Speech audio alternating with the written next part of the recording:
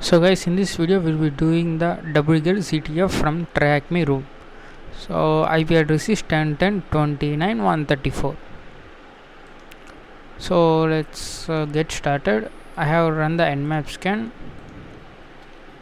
So the ports are SSH port is open and the web server port is open and remaining are filtered. So let's go and see what is the website it contains.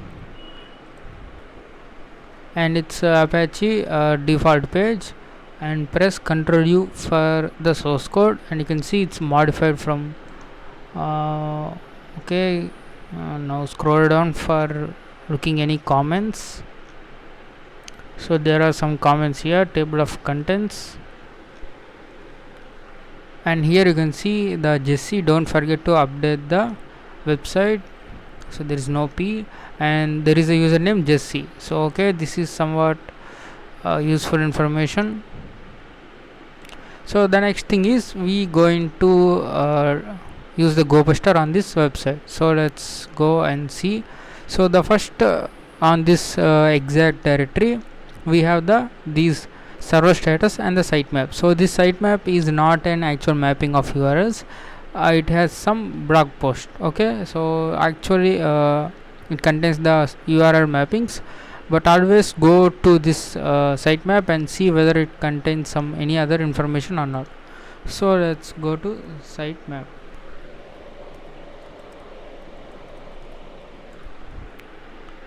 And you can see some like a blog post, I don't know. So let's copy this one and let's run the GoBuster scan on this.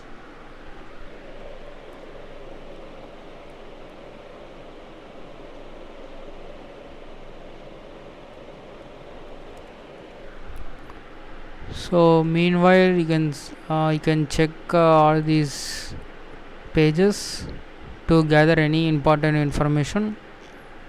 So it's like a static blog here. So okay, now we can see there is a .ssh. So that folder should contain a private key. So let's go and check that. Open in the browser and you can see there is ID RSA, and copy this one. So I have already copied this, and that is I named it as temp ID underscore RSA. So that is the same content. So we have the username and the private key. So let's go and log in into the user Jesse.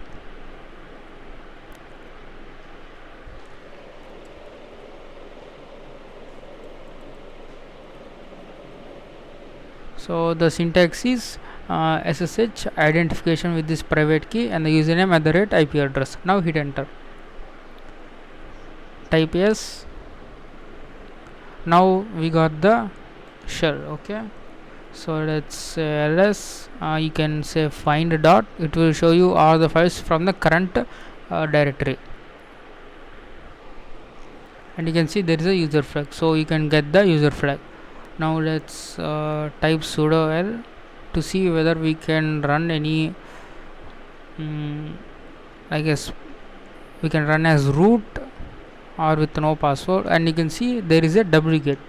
So we can run this usr bin duplicate as a root user without password. So when we run this, it will not ask for password. Okay, let's try this out. Sudo usr bin duplicate -h.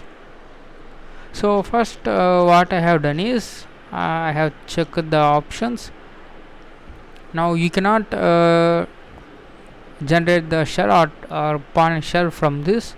So all you can do is you can use this output. So this is not actual outputting the whole content of the file into the another file, but it only outputs the log messages of the duplicate command into the file. So this is not what we want. So I tried this append. I tried to edit the sudoers file, but it failed. So the real option is this one, capital O, output document. So it will fetch the file from the URL and it will place in the destination. So this is the one we are going to use this. So first what we are going to do is we are going to add a new user as a root user. So let's say passwd. So we are viewing the files contents of this passwd, right? So copy all this and let's say nano fake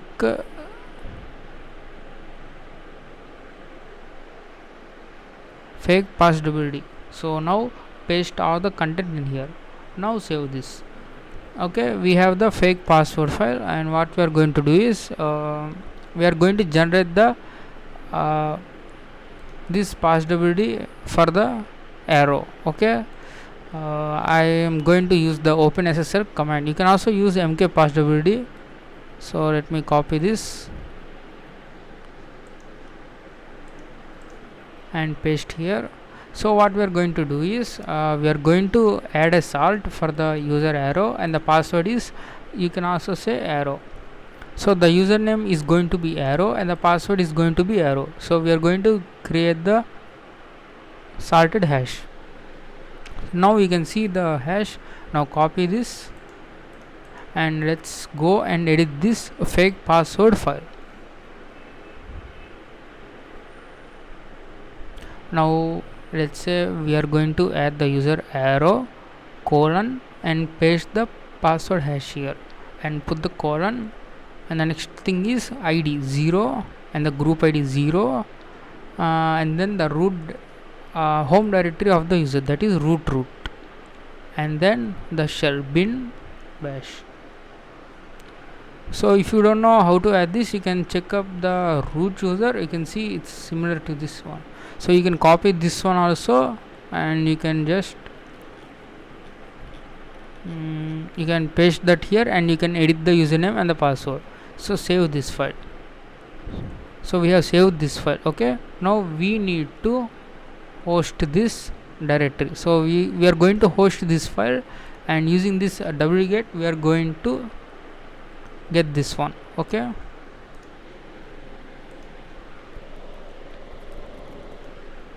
so copy this IP address and paste here, port 8000 / fake password, and now run this. So by default it will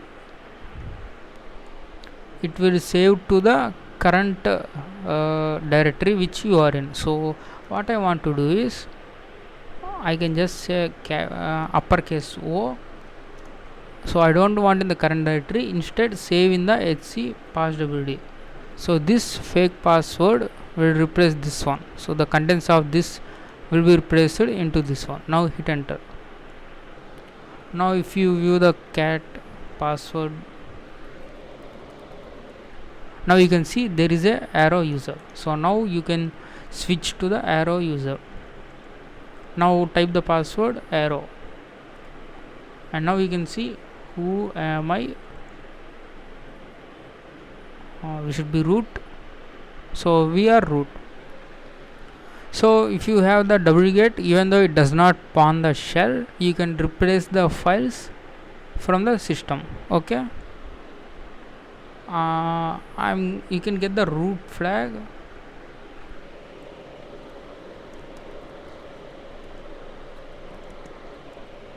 So the name is root_flag.txt. So if you go to the website, and you can see the root flag. Okay, the user flag is also in the order of user_flag.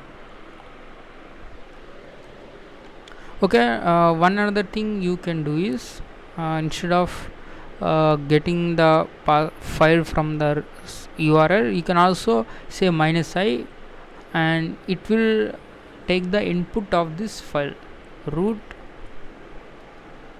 underscore flag.txt. So what this does is it will take resolving. So it will take a bunch of URLs from this text file. So in this flag.txt, it contains only one value, that is this lengthy hash. So this wget thinks that this is somewhat like a domain, and it will try to resolve this. So you can also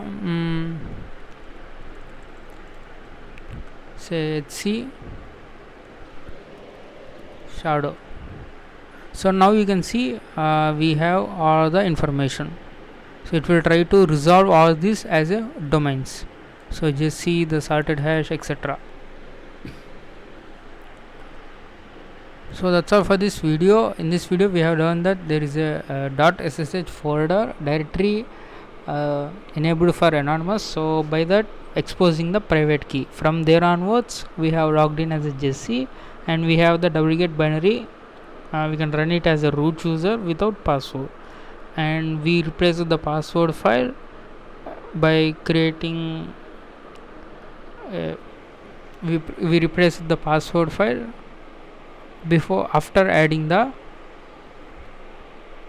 arrow user, that is a fake root user, and then we have switched to the fake root user.